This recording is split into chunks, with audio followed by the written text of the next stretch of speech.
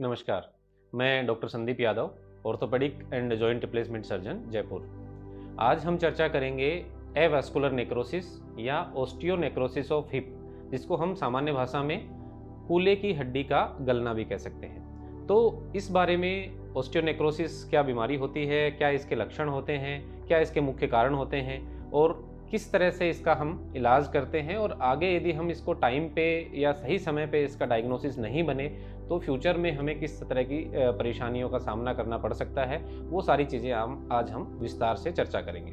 तो सबसे पहले तो ओस्टियोनेक्रोसिस या एवास्कुलर नेक्रोसिस ऑफ हिप क्या बीमारी होती है। इसमें यदि मैं आपको हिप जॉइंट की यदि मैं बात करता हूँ तो हिप जॉइंट दो हड्डियों से मिलकर बनता है। एक हमारी हड्डी होती है फीमर, जिसके ऊपर का हिस्सा जिसको हम फीमोरल हेड कहते हैं, और इसका अपोजिट पार्ट जो होता है वो होता है एस्टाबुलम, जो कि एक पेल्विस हड्डी का पार्ट होता है।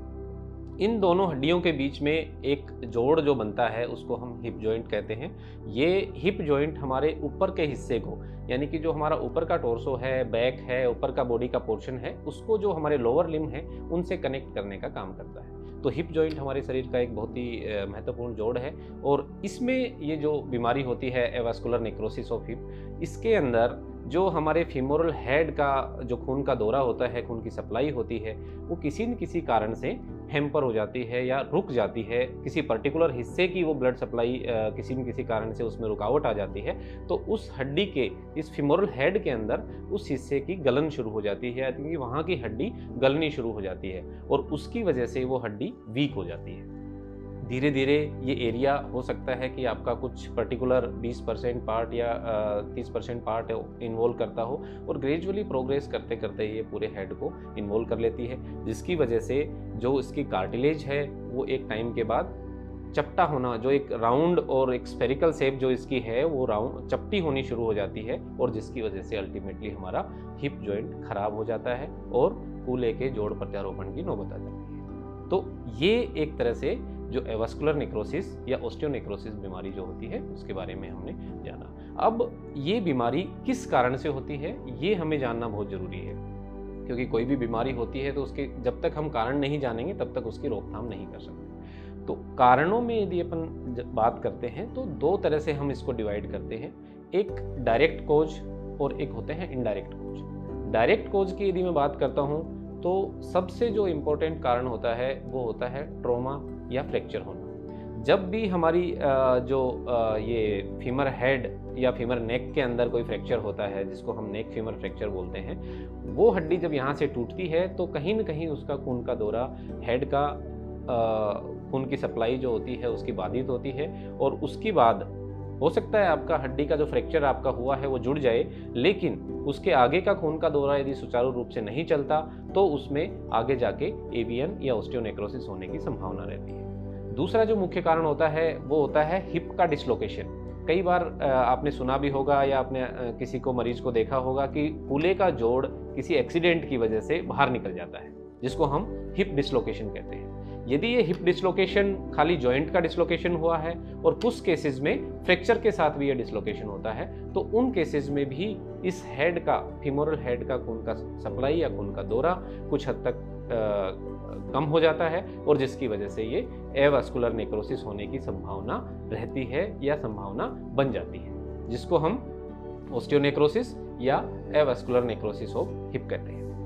अब ये तो डायरेक्ट कोज, जिसको हम ट्रॉमा या जिसकी वजह से ये एवीएन की प्रॉब्लम्स आती है।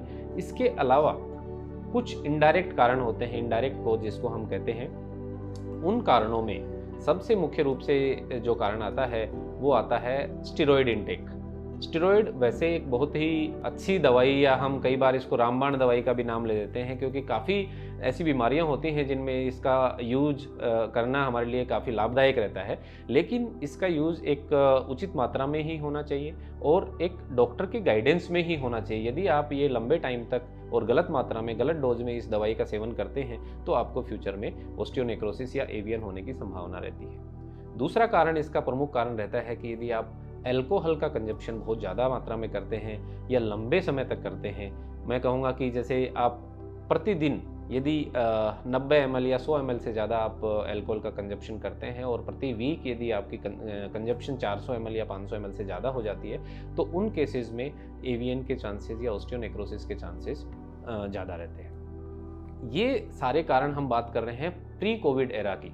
यदि मैं पोस्ट कोविड एरा की बात करूं, कोविड का टाइम हम सब ने देखा है, एक बहुत ही दर्दनाक और बहुत ही डरावना समय था। तो पोस्ट कोविड ने हर तरह के सोसाइटी को हर तरीके से अफेक्ट किया। इसी तरीके से बोन हेल्थ को भी कोविड ने काफ़ी हद तक अफेक्ट किया है, और उसमें सबसे जो मुख्य कारण, जो सबसे मुख्य बीमारी जो निकल के आई है पोस्ट कोविड एरा में, वो है एवास्कुलर नेक्रोसिस ऑफ हिप, यानी कि ऑस्टियोनेक्रोसिस ऑफ हिप। अब कोविड के बाद ये प्रॉब्लम क्यों आई? क्योंकि इसका सबसे मुख्य कारण है कि कोविड अपने आप में एक हाइपर कोएगुलेबल स्टेट थी।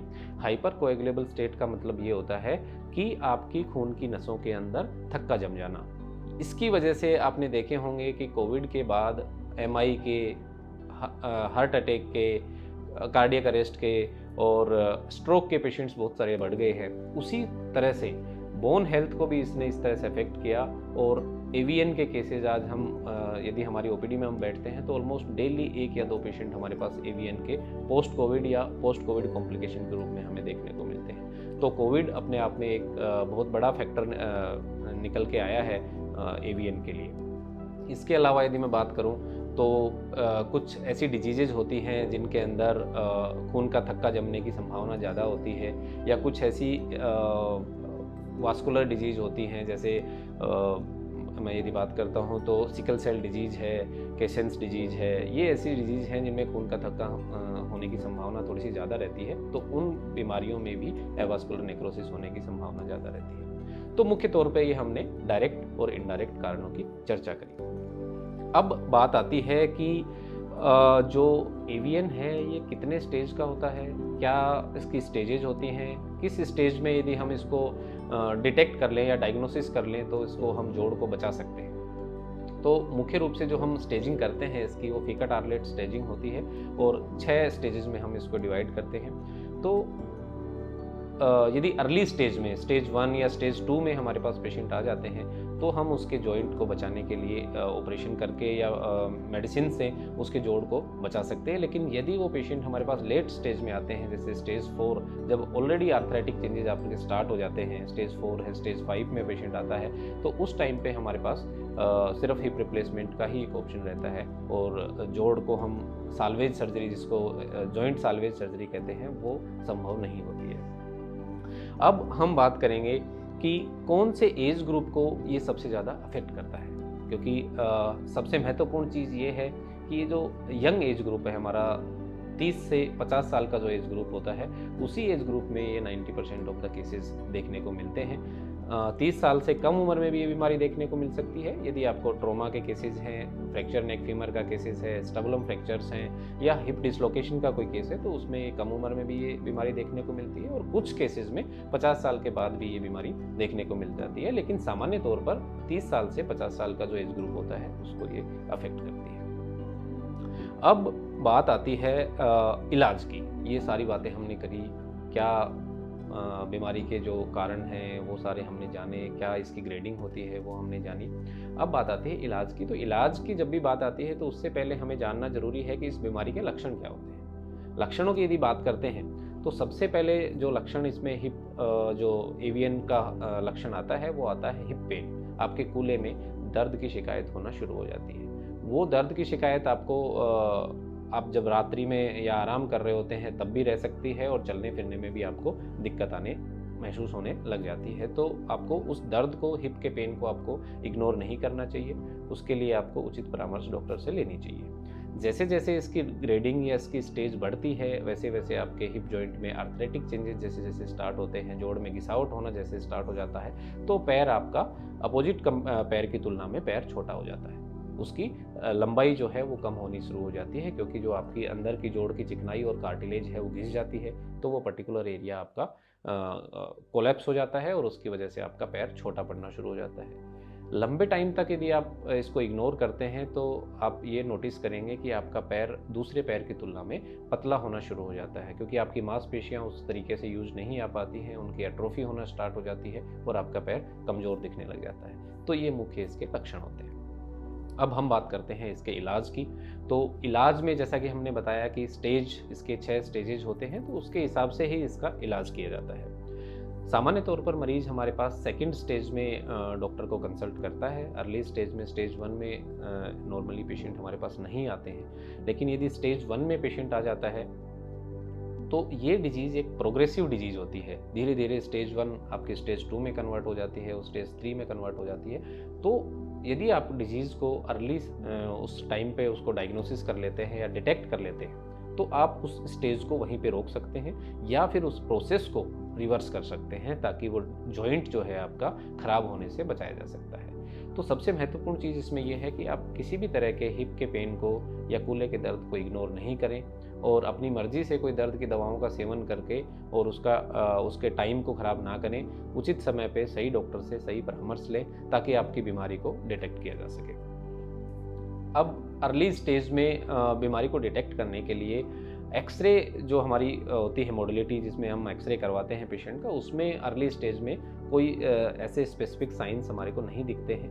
लेकिन यदि पेशेंट कंटिन्यूसली हिप पेन की कंप्लेंट कर रहा है और एक्सरे में कोई साइंस नहीं है, तो हमें फिर एमआरआई की जांच की ज़रूरत होती है और एमआरआई में इस बीमारी का अर्ली डायग्नोसिस बनता है। तो स्टेज 2 और अर्ली स्टेज 3 में जो हम ट्रीटमेंट इसका करते हैं, तो वो 2 हिस्सों में उस ट्रीटमेंट को हम डिवाइड करते हैं। एक होता है मेडिकल मैनेजमेंट और एक होता है सर्जिकल मैनेजमेंट। मेडिकल मैनेजमेंट में हम कुछ ऐसी दवाइयाँ हैं जिसको हम बिस्फोस्फोनेट्स कहते हैं, वो दवाइयाँ हम यूज़ करते हैं और उन दवाइयों से आपका जो बोन के कोलैप्स होने के चांसेस हैं वो कम हो जाते हैं और अंदर की जो हड्डी की सूजन है वो कम करने में कुछ हद तक मदद मिलती है। यदि हमें जॉइंट को बचाना है तो हमें सर्जिकल मैनेजमेंट के बारे में सोचना पड़ता है और सर्जिकल मैनेजमेंट में इसमें कुछ ऐसे हमारे पास सर्जिकल ऑप्शंस रहते हैं जिसकी जो सक्सेस रेट है वो काफ़ी अच्छी है और हम जॉइंट रिप्लेसमेंट से बच सकते हैं। तो इस केसेस में हम एक जो मिनिमल इन्वेजिव या बहुत ही छोटा ऑपरेशन जिसको हम कहते हैं वो होता है कोर डिकम्प्रेशन।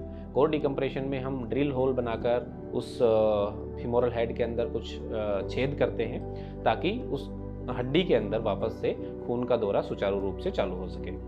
इसके एडवांस जो ट्रीटमेंट्स हैं उसमें हम स्टेम सेल्स हैं, पीआरपी हैं या फिर कल्चर्ड ओस्टियोब्लास्ट जो लेटेस्ट टेक्निक है जिसके अंदर हम पेशेंट की बोन का कुछ हिस्सा लेके उसको ग्रो करते हैं लैब के अंदर और फिर वो हिस्सा हम उसके आर्टिफिशियली हम उसके बोन के अंदर इंजेक्ट कर देते हैं ताकि वहाँ की जो खून का दौरा और बोन की जो रिमॉडलिंग है वो वापस से स्टार्ट हो जाए और उसका हेड का कोलैप्स होना रुक जाए। ये एक प्रोसीजर है।